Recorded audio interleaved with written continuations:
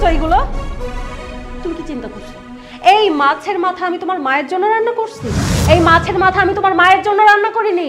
এই মাছের মাথাটা আমি আমার ভাইয়া আর ভাবির জন্য রান্না করছি। আমার ভাই আসতেছে, ভাবি আসতেছে, এত কষ্ট করে আমি রান্না করছি, আর এখন কিনা তুমি এই মাছের মাথাটা তোমার মাকে খাওয়াচ্ছ। তোমার কত বড় সাহস, আমি আমার মাকে খাওয়াই দিচ্ছি আর তুমি আমার সে হাত আটকাইছো? এই এত বড় সাহস তোমাকে কে দিছে? হ্যাঁ, তুমি জানো না এই সময় প্রতিদিন আমি আমার মাকে খাওয়াই দেই, তারপরে আমি নিজে খাই? তুমি কেন হাত আটকাইছো? হ্যাঁ, কেন আটকাইছো? আলিফ, তোমার সাথে আমি ভদ্রভাবে কথা বলছিলাম, তুমি আমাকে থাপ্পড় মারলে কেন? থাপ্পড় কেন মারছি? আমি তো তোমাকে শুধুমাত্র একটা থাপ্পড় মারছি। আমার তো উচিত ছিল তোমাকে ঠাটিয়ে কয়েকটা থাপ্পড় বসায় দেওয়া। কি হয়েছে মমিতা, এত চিল্লাচিল্লি কেন? কি আর হবে ভাইয়া, আমার পোড়া কপাল, আমার পোড়া কপাল যে এই ছেলেটার সাথে আমার বিয়ে হয়েছে। বিয়ের পর থেকে কোনোদিনও আমাকে সুখ শান্তি দিতে পারেনি, সারাক্ষণ শুধু ওর মাকে নিয়ে ব্যস্ত থাকে। আজকে কি না আমি তোমাদের জন্য মাছ রান্না করেছি, বড় মাছের মাথাটা ওর মাকে গিলাচ্ছি। আমি জানতাম এখানে আসলে এরকম কিছু একটা দেখতে হবে, এর জন্য আমি আসতে চাইনি। বিয়ের আগেই মানা করছিলাম তোমার বোনকে এই গুন্ডার সাথে বিয়ে দিও না। হ্যাঁ ভাবি, তুমি একদম ঠিক কথা বলেছো। এই লোকটাকে তো দেখতেই দেখায় গুন্ডাদের মতো, তার কাছে এর চাইতে বেশি কি আশা করো তোমরা? আর ভাইয়া, ভাবি তোমাকে যেটা বলেছে না, একদম ঠিক বলেছে। তুমি জেনে শুনে এরকম একটা গুন্ডা ছেলের সাথে কিভাবে আমার বোনটার বিয়ে দিতে পারলে?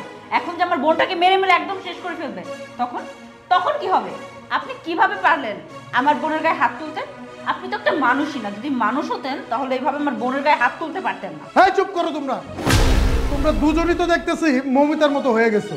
মমিতা, তুই আমার বোন হয়ে এই কাজটা কেমনে করলি? আমার বাবা মা তোর এই শিক্ষা দিছে? তোর মায়ের মতো শাশুড়ির মুখের থেকে তুই খাবারটা কেড়ে নিলি, এটা কেমনে পারলি? তোরে আমার বোন বেরা পরিচয় দিতে লজ্জা লাগতেছে। আমি আর কোনোদিন এই বাসায় আসবো না, তুই আর কখনো আমাদের বাসায় যাবি না। আজ থেকে আমি মনে করবো আমার কোনো বোন নেই, তোর সাথে আমার সমস্ত সম্পর্ক আজকে শেষ। হাই তোমরা চলো। দাঁড়ান ভাইয়া, যাবেন তো অবশ্যই, তবে সেটা একা না, মানে আপনারা তিনজন না, শুধু সাথে আপনার বোনকে নিয়ে যান। কারণ এরকম মানুষের সাথে আর যাই হোক সংসার করা যায় না। যে মানুষটা আমার মাকে নিয়ে হিংসা করে, সেই মানুষটা আমার সাথে সংসার করার যোগ্যতা রাখে না। ওকে আমি বিয়ে করছি কেন? শুধুমাত্র আমার জন্য, আমার পুরো পরিবারের জন্য। ও আমার পরিবারকেই দেখতে পারে না, আমার মাকেই দেখতে পারে না। তাহলে এমন মানুষদের আমি কি করবো? হ্যাঁ, অনেকবার বুঝাইছি তোমাকে, তুমি আমার কথা শোনো নাই। এখন যাও, তোমার মতো মেয়ের সাথে আমি সংসার করব না। তোমার মতো মেয়ের সাথে সংসার করার থেকে আমি আমার মাকে নিয়ে একা অনেক ভালো থাকতে পারবো। যাও। না ভাই, আমি ওরে নিতে পারবো না। ওকে, ও তো আমার বোন না। ও যদি আমার বোন হতো, ওরে আমি সাথে করে নিয়ে যেতাম। আমি পারবো না, তোমরা আমাকে মাফ করে দিও। দাঁড়াও বাবাজি, তুমি এখনই এসে চলে যাচ্ছ মানে? বোমা, তুমি এসব কি শুরু করলে? বাড়িতে এতদিন পরে মেহমান আসছে, ওদের খাবার দাবারের ব্যবস্থা করো, ওদের বসার ব্যবস্থা করো। ওরা মাত্রই আসলো, আমাদের এই সামান্য ঝগড়ার কারণে ওরা কেন এভাবে মন খারাপ করে চলে যাবে?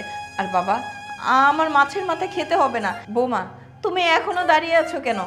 ওদের খাবারের ব্যবস্থা করো না। না মামিমা, আমার মাছের মাথার দরকার নাই। আমি ওর মুখটা আমার চোখের সামনে আমি সহ্য করতে পারতেছি না।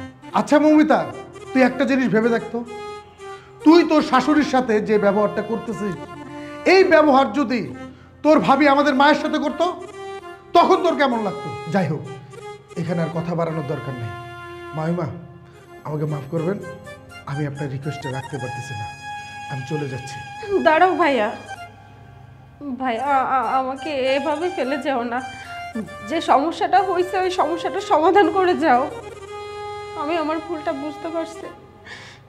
এতদিন যাবত আমি মায়ের প্রতি অনেক অবহেলা করছি, কোনো দায়িত্ব পালন করিনি এই বাড়ির বউ হিসেবে। আমি আর কখনো এমনটা করবো না। আমাকে তোমরা সবাই মাফ করে দাও। মা, মা আমি আপনার সাথে অনেক ভুল করছি মা। আমি তো আপনার মেয়ের মতো, তাই না? আর মেয়েরা যদি একটু ভুল করে, তাহলে কি মা কখনো মেয়েকে এভাবে ফেলে দেয়? দেয় না মা। আমাকে আমাকে আপনি মাফ করে দেন। আলিফ, প্লিজ আমাকে মাফ করে দাও। বৌমা, তুমি যে তোমার নিজের ভুলটা বুঝতে পারছো, এতেই আমি অনেক খুশি হয়েছি। আল্লাহ চাইলে তুমিও একদিন মা হবা, আর তখন দেখো তোমার সন্তান বড় হয়ে যখন তোমাকে মুখে তুলে খাওয়াবে, তখন তোমারও গর্বে বুকটা ভরে যাবে। আজ আমার সন্তান আমার সাথে যে ব্যবহারটা করেছে, একদিন দেখো তোমার সন্তানও তোমার সাথে ঠিক এরকম ব্যবহারটাই করবে। যাই হোক, ওরা আসছে, ওদের খাবারের ব্যবস্থা করো। ভাইয়া তোমরা সবাই বসো, আমি খাবার দিচ্ছি।